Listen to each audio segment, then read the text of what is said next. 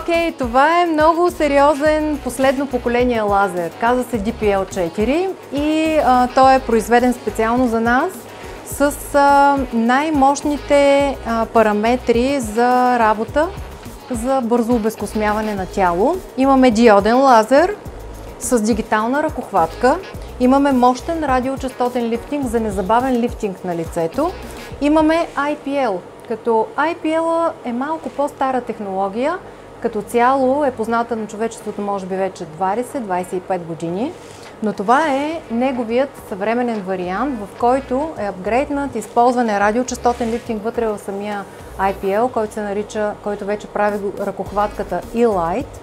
И имаме една ръкохватка с Nd:YAG лазер, която е за премахване на татуировки и се прави с нея популярния карбонов пилинг.